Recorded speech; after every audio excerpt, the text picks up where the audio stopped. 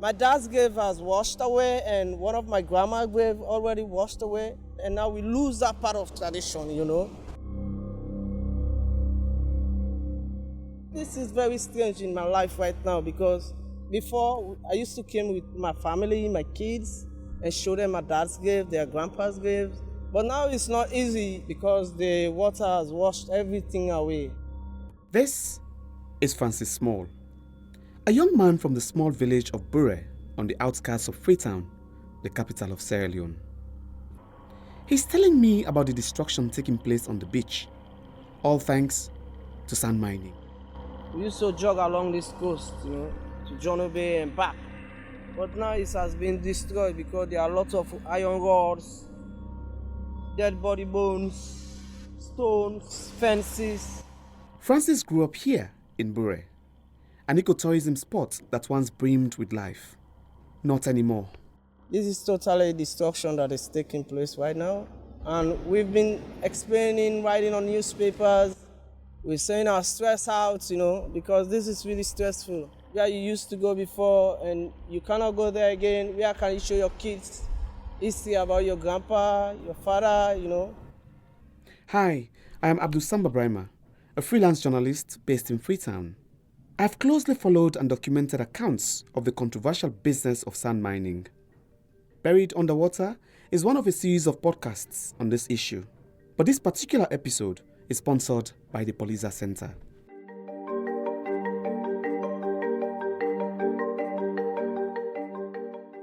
Coming up, we find out what is driving sand mining in this small nation along the coast of West Africa. Who is benefiting from it, and at what cost for the environment? But before we get started properly, let me warn that you may find some of the descriptions in this podcast distressing. Each day, hundreds of thousands of Sierra Leonean youths go dig out sand and load them up in trucks in exchange for money. These are artisanal miners, men, women, and sometimes children.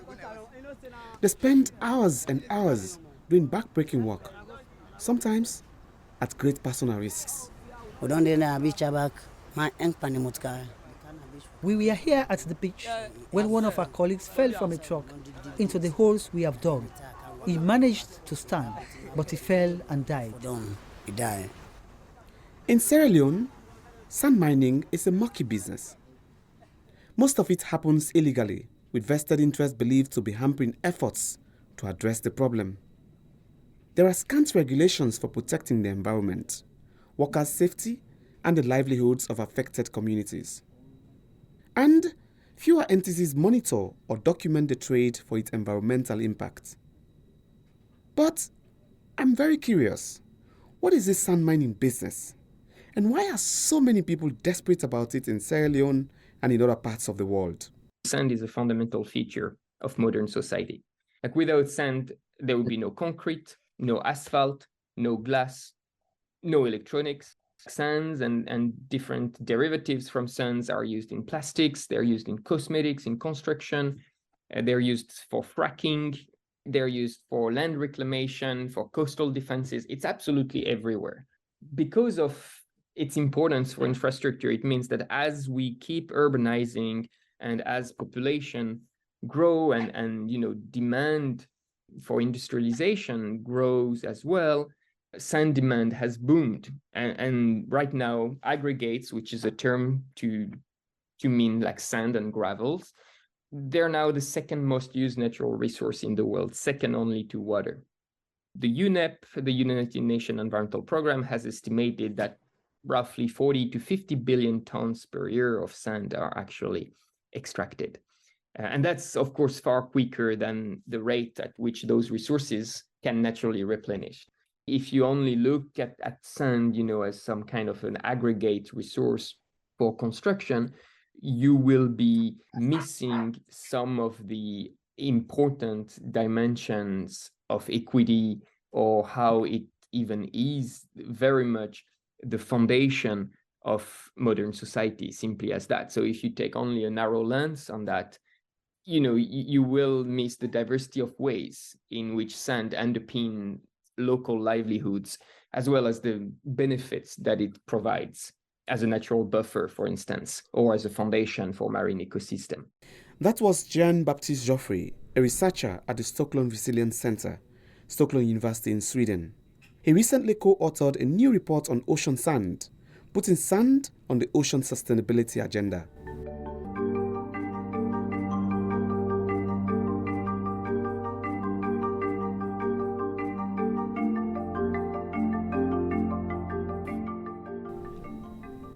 Well, back in Sierra Leone, the former mayor of Freetown, Yvonne Akisoya, knows the damage that sand mining activities are having on the country's coastlines. Our coastline is eroding, it's changing before our eyes. But then even this, what they're mining the sand for, it doesn't make sense because you're mining sand for construction, full of salt, which in itself is damaging for the properties that you're putting up. There's no gain here except for those who are selling that sand into the construction industry, who, like you say, it's livelihoods, but it's not just the young people. It's the syndicates and the cartels behind them, because many of them are working through others. Of course, there are those working directly, but this is short-term gain, which ultimately is destroying our peninsula, destroying our beaches, and will destroy livelihoods in the longer term. And this destruction to beaches and livelihoods the former mayor talks about is felt by people in some of the worst affected communities. One such place is Bure Town. Residents here are worried about the future of their environment. When I visited back in March, Francis Small took time to show me around. Well, we are at the cemetery right now. As you are seeing, one of the tomb washed away from the water. After this rain season to the next dry season, this tomb will wash away. This big log that's lying down in front of us right now, it used to be one of the big trees in the graveyard right now in the cemetery, and it's the middle of the cemetery now. During the rain season, the water will come high, and this grave all will washed away. How do you feel when the high tide comes and it washes away the graves and you see remains of your ancestors or maybe immediate people who have died? How do you feel about it? Actually, I feel bad about it because, in January, we used to come and pour liberation here, clean my dad's graves, put some flowers, pay a lot of respect to them, to some charities. But now we couldn't able to do all that because my dad's grave has washed away and one of my grandma's grave already washed away. And now we lose that part of tradition, That's why it makes me feel bad, This is very strange in my life right now because, before, I used to come with my family, my kids, and show them my dad's grave, their grandpa's graves, But now it's not easy because the water has washed everything away. This is totally destruction that is taking place right now, And we've been explaining, writing on newspapers, we're saying our stress out, because this is really stressful. Where you used to go before and you cannot go there again, where can you show your kids history about your grandpa, your father, That's why we are advocating for them to stop this sand mining, because here is our own field of work, It's our diamond, it's our gold, it's our bauxite, and this is our riches, The people of Bure do not mine sand, but they believe that their environment is paying a heavier price because of the sand mining activities in neighboring community of Jonube. I'm traveling to the sand mining site of Jonube to see things for myself.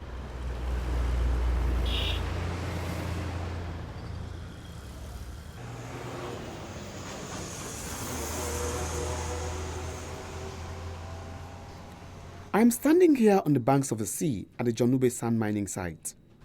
From where I'm standing, I can hear the waves breaking against rocks. There used to be lots of mangroves here and a beautiful small river that empties into the ocean.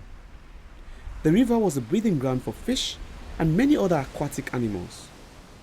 But all these have now disappeared. I did manage to speak to one of the sand miners. His name is Samuel James. Well, this sand mining work, it sounds for me like anything in my life. Work of sand mining is just like that of farming. We dig the sand with long shovels and throw it into a waiting truck. When the vehicle is full, you stop. If it's not, you continue to dig and throw it into the waiting truck. You cannot leave until the vehicle is full, otherwise you will not be paid. We get very hungry after filling every truck because the job is very difficult. I get paid from 25 millions to 30 millions. This is 1.2 to 1.5 US dollars. At least some miners make up to 150, 200 and 300 leons, which is 7.6, 10 and 15 US dollars. Some people can make up to 1,000 leons per month, which is $50. It depends on power, how hard you can work. Unfortunately, I cannot work as hard as before because I had sustained a life-threatening injury. I was buried under the sand in 2015, which left me with a broken hand and collarbone and bruises on my sides. Now, with these injuries, I cannot work too hard as I used to before. Yes, it is very dangerous. You may be walking and a vehicle may hit and kill you if you do not pay attention. We have had incidents of fatal accidents here. One of our friends was killed while he was sleeping on the sand. The vehicle climbed on him and killed him. Another sand miner also fell off the truck and the tire drove on his head and killed him. The tire can walk up on the back. He grab it in my butt, you know you're born, I fall down, you die.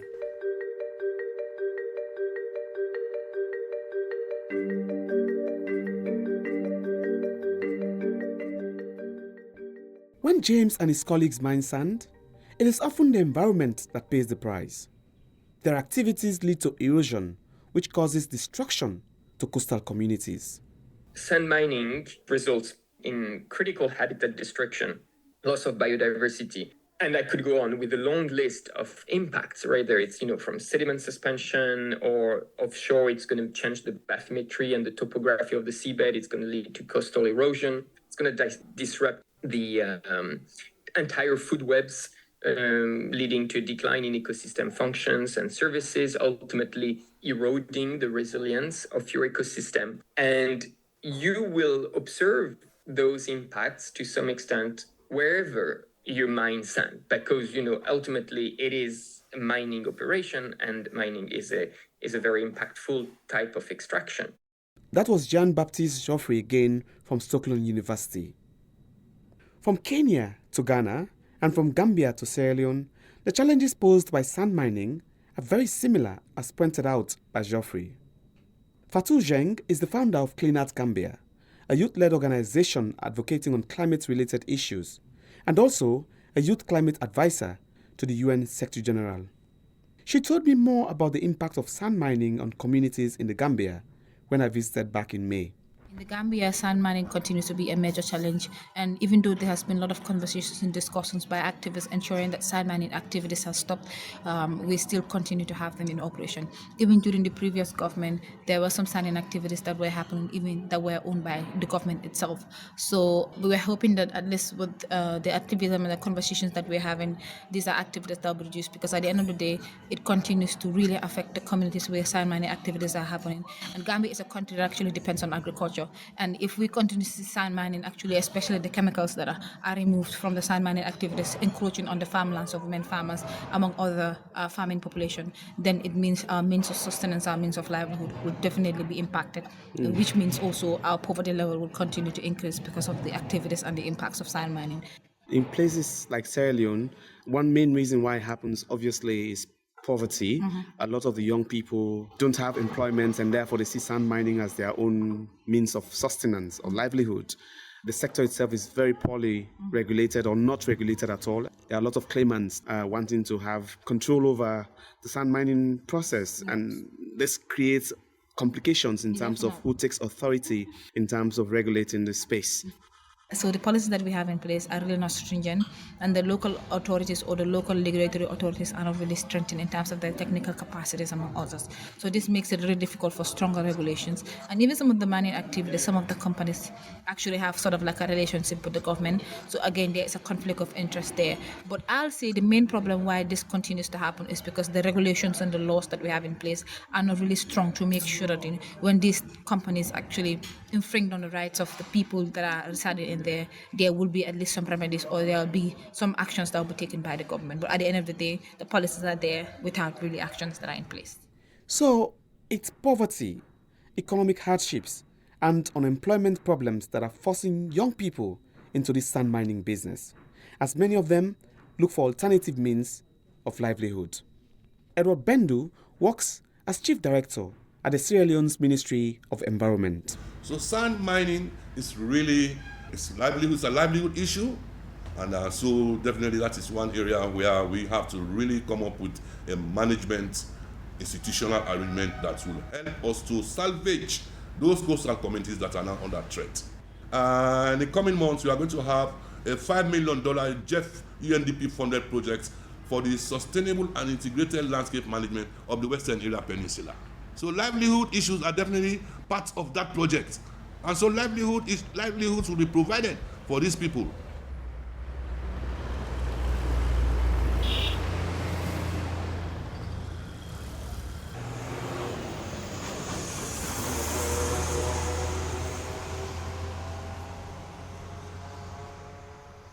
I'm back here in Bure, but this time not to see graves that have been buried underwater, but to find out a little bit more about the impact of sand mining on fishing and the marine ecosystem generally. For our breeding site, this particular place where we are standing is where we normally breed, like fish. But now the sand mining have taken away all the mangroves where the teenager, the young baby fish used to breed before they go join the sea. Mangroves has been going. The nature is totally making different landscape. Everything is totally changed. Less catch now because of the sand mining. And our community is tourism community and is fishing community. We have people that are sustaining from the fishing. If I could ask Francis could say something a bit about this nature to now. If they continue to mine the sand, the whole village gonna wipe out. That I will say. Yeah, because like the village is close to the ocean actually, you know. It's easy because there is no protection. All it is that is protecting the frontage is gone, you know. And it's ugly to see at the beach here. Like before, the river used to be like a place where the fish used to breed, you know. It used to close like this time of the year during March. It used to close, you know, where all the fish were going to breed themselves. And now, because of this sand mining, the river couldn't close. There is not enough sand to cover the river again. So I used to go to the river and catch fish. As soon as I go there, maybe like 1 hour, I already get my own catch. But now it's not easy. Okay, well, Francis, what I could say, I want this government to look properly on tourism as they want to do. But please, I want them to take a step. If not that, we are gonna die in poverty. That was Donald Macaulay, but before him was Francis Small, resident of the Bure community.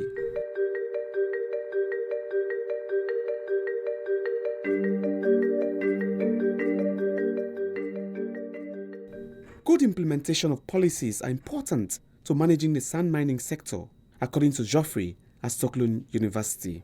Now, in some places, it's more regulated than others. A lot of countries ban sand mining purely and simply on land or on the coast. Others have tight regulation when it comes to how much sand you can extract from the marine environment. If I take the example of some countries in Europe, you know, whether it's Denmark or Belgium, the Netherlands or UK even, they have a very well established dredging industry with a system of licenses and permits that tells them how much sand they can extract from where, like very clearly defined concession. That doesn't mean there is no impact associated with that, right? There is impact and it's massively disrupting, but at least it's somehow managed and regulated. Other places of the world, that infrastructure is not in place. And so it's almost a race to the bottom in terms of how much sand can be extracted and how much profit can be made in the short term, with dire consequences for the environment. And I think this is what we're seeing with sand mining in poorly governed areas, where it creates the conditions for, illegal practices, for criminality, even in some instances. The sand mafia has become a bit of those kind of buzzwords that you drop to illustrate how there is a whole kind of shadow network and of illegal activities linked to sand extraction and sand trading. And so that will take a toll on local communities as well. That is the reason why Fatou from Gambia thinks that the solution to the challenges wrought by sand mining are first and foremost having policies in place and finding solutions to corruption. First of all, I'll say is the fact that, there should be strong government or political leadership in terms of ensuring that, when we say this, we stick with that. And we ensure that, the level of corruption reduces, because at the end of the day, the reason why many of these corporations or these companies that are doing harm to our environment actually go scot-free is obviously because, there is corruption in place. Some of them, the government officials are actually bribed, and they make it easy for these companies or for these individuals. And then also with the laws, we really need to make sure that they are strengthened to ensure that, these companies do not go scot-free. For Yvonne Akisoya, who is now re-elected as mayor of Freetown for another 5 years, the need for a strong political will is key to addressing the challenges associated with sand mining. Under this government, we've seen the creation of a Ministry of Environment. You would have thought that that was the answer. There's EPA, Environment Protection Agency. There's National Protected Areas Authority, who also have a mandate for the mangroves and the beaches. There's the Ministry of Tourism. That's 5 government agencies, all who theoretically have an interest in the protection of our coastline. And yet, nothing's been done. It's even getting worse. It's a question of political will.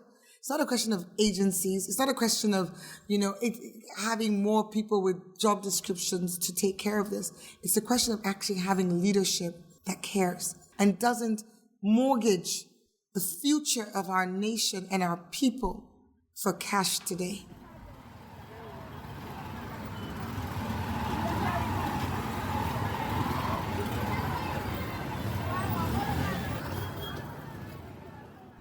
Back in the office of the Ministry of Environment, situated on the busy road in the central of Freetown, the challenges posed by sand mining are not a question of a lack of leadership or regulations.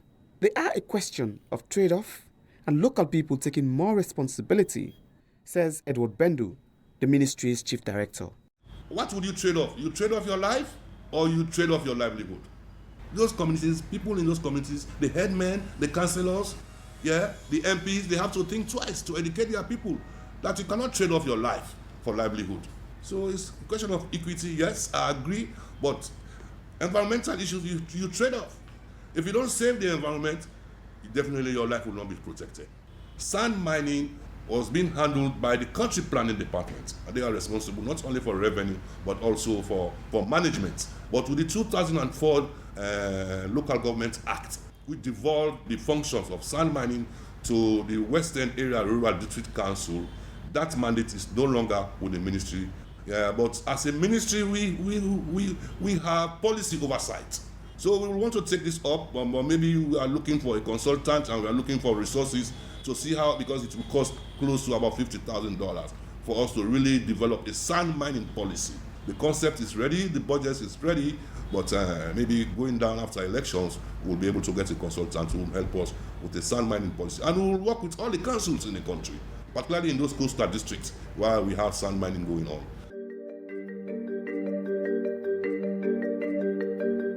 Will this proposed sand mining policy that Bendu talks about address the different environmental hazards associated with sand mining? Will it guarantee workers' safety and the livelihoods of affected communities? And will it improve better governance of the sector?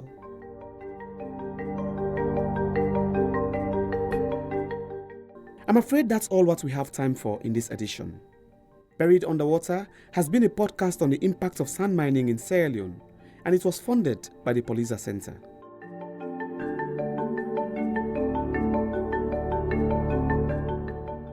Thanks to all those who consented to take part in this edition of the podcast. Thanks also to my studio and sound engineer, John Michael Gaya. For a full list of songs played in this episode, please see the show notes below. I've been your host, Abdul Samba Brima. Many thanks for listening.